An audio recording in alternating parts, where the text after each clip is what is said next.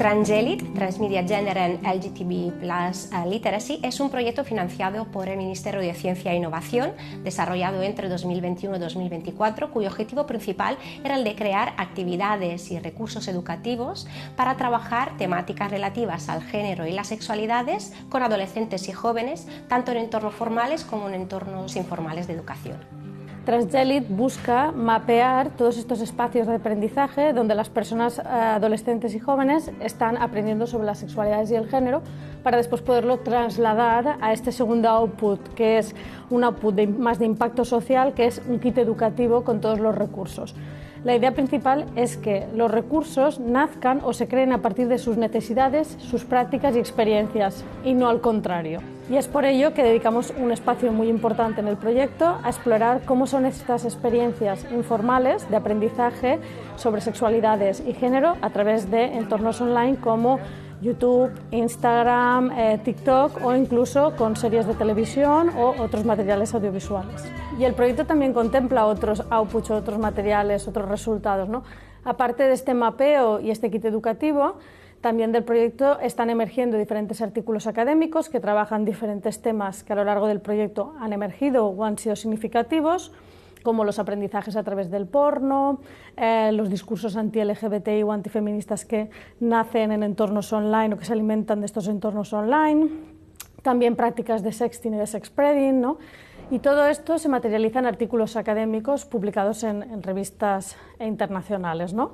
Y aparte de estos artículos académicos, el proyecto también contempla unos materiales audiovisuales para hacer una difusión más amplia del proyecto y que tenga un impacto social.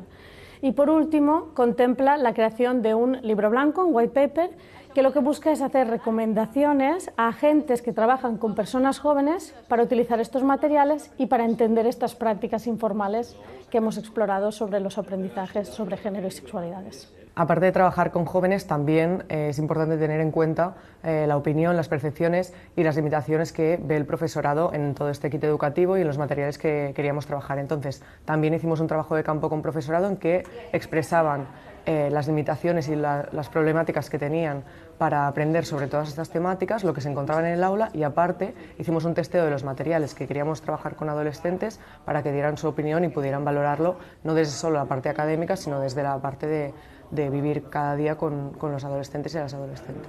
El profesorado se siente muy inseguro, nos manifestaban pues, que no tenían materiales, no tenían recursos, eran momentos muy puntuales, que había a lo mejor una sesión, que venía una persona formada pero era externa al centro, y también un poco la necesidad de que sea un proyecto de centro y que tenga una continuidad, una línea de continuidad para también las estudiantes. El proyecto siguió 5 pasos. En primer lugar, se gestionaron los consentimientos y la entrada al campo a través de las escuelas y instituciones de educación no formal. En segundo lugar, se realizaron talleres reflexivos sobre el género y las sexualidades. En tercer lugar, realizamos talleres de covisionado a partir de documentos o textos audiovisuales que comentamos con los adolescentes. En cuarto lugar, realizamos talleres participativos de co-creación en el que creamos materiales audiovisuales como podcast y memes. Y por último, realizamos entrevistas individuales con diferentes participantes del proyecto. El podcast ha sido una herramienta que ha funcionado muchísimo porque el estudiantado ha tenido como esta posibilidad de crear desde su propio interés, ¿no?, un tema que sí que tuviera relación con sexualidades y género, pero un tema que fuera de su interés. Entonces, desde esa propia inquietud, buscar información, abordarlo, trabajarlo, nuestra presencia pues genera un impacto que puede ser positivo, pero también puede ser negativo, porque afloran un montón de discursos, de comportamientos que tienen que ver con la discriminación, con las violencias. Entonces, ¿cómo hacemos una participación que no sea muy intrusiva y por tanto se sientan como censurados y censuradas de expresar lo que realmente sienten y cómo ven el mundo, pero a la vez las personas que potencialmente se puedan afectar por esas violencias no la reciban, ¿no? ¿Cómo podemos frenarla también? Entonces, este ha sido uno de los grandes dilemas y de los problemas que hemos encontrado también en el propio trabajo de campo. Por ejemplo, yo me acuerdo en uno de los institutos que estaba observando un podcast que realizaba un grupo de chicos sobre el tema del consentimiento, ¿no? Y bueno, en este podcast estaban reproduciendo pues mucha violencia de género. en la forma en que se referían a las mujeres, en la forma en que apoyaban sin una información realmente verificada directamente esta complicidad masculina, digamos. Entonces, claro, cuando estás ahí no quieres entrar o posicionarte, pero a la vez es complejo porque estás siendo consciente de que se están reproduciendo un montón de discursos antifeministas, dañinos, y no corregirlos de alguna manera, pues también a una éticamente le genera dilema, ¿no? Pero bueno, sí que hemos intentado brindar desde un lugar no tan intrusivo herramientas como para hacerles pensar, ¿no? Sobre todo preguntas y interacciones que les lleven más a ellos a cuestionarse su propia acción.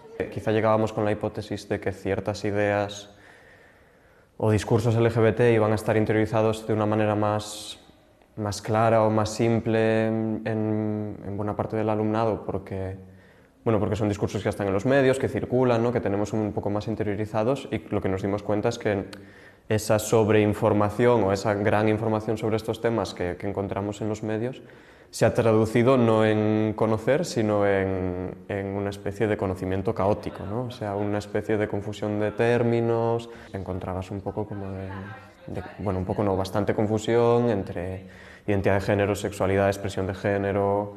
También lo que hemos encontrado en nuestra investigación es que la gente joven ya tiene una actitud preventiva en su propia aproximación al porno. Al contrario de lo que se cree, que es como que simplemente pueden generar efectos negativos, lo que estamos viendo es que la gente joven ya tiene pues ciertas ideas, como por ejemplo que es una ficción, que no es del todo real.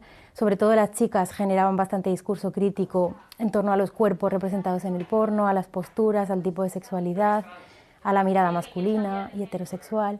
Entonces, bueno, es muy interesante también ver cómo las personas jóvenes son también activas en cuanto a la recepción que hacen de estos contenidos, y no únicamente pasivas y no únicamente sufridoras de los potenciales efectos, ¿no? Según esas visiones más alarmistas. A través de las entrevistas fue otro de los resultados que más nos llamó la atención en el tema específico LGBTIQ+, que era el tema de los discursos de la inclusión forzada, ¿no? Como una idea de que guionistas, productoras, etcétera, incluyen por obligación, moda o negocio, etcétera, a personajes LGBTIQ+, para atraer a un público, a un nicho, ¿no? De mercado. Y contra esto hay como dos reacciones, ¿no? Por una parte, una reacción como LGBTQ-fóbica que rechaza esa inclusión abiertamente, pero se escuda en argumentos de que entonces la narrativa es peor, ¿no? Se escudan en argumentos más artísticos para no abordar directamente como la LGBTQ-fobia que subyace, ¿no? Y luego hay una reacción que es como que creemos que es políticamente más interesante, que es decir, estáis incluyendo personajes estereotipados, ¿no? Como hay una especie de estrategia de marketing de atraer al público LGBT, ¿no? A través de queerbaiting y todas estas cosas.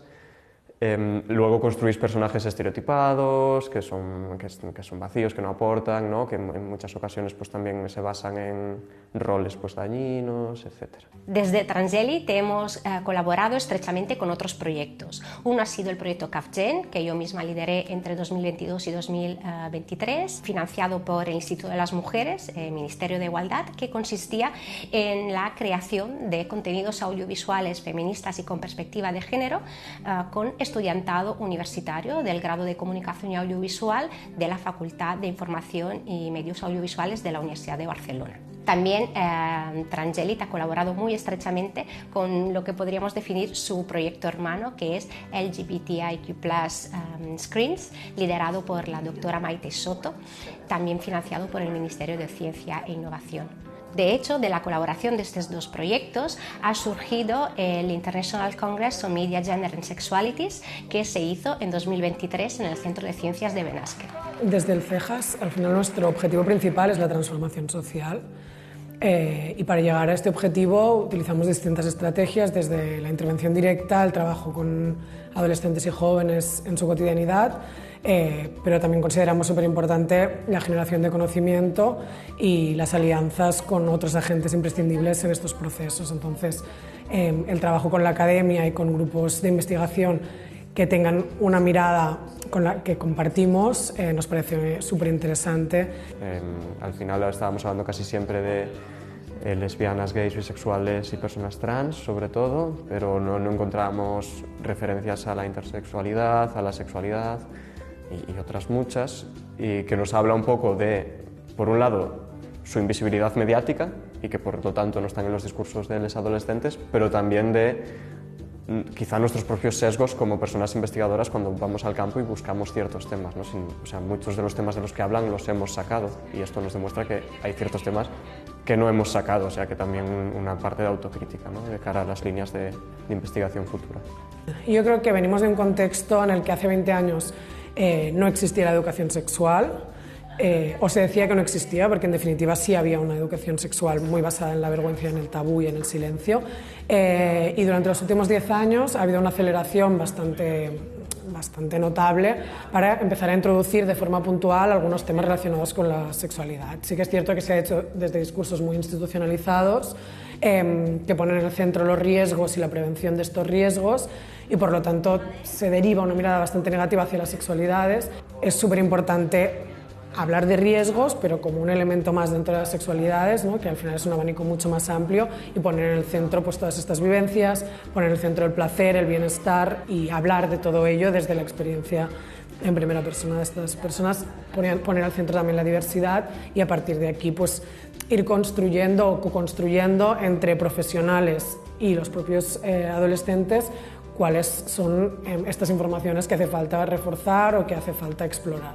Trangelit ya tiene continuación en el proyecto Sex Media, que ha sido otorgado recientemente a mi COIP, la doctora María José Massanet, y que tiene el objetivo de seguir investigando la relación entre sexualidades, género y medios y juventud a través de historias de vida.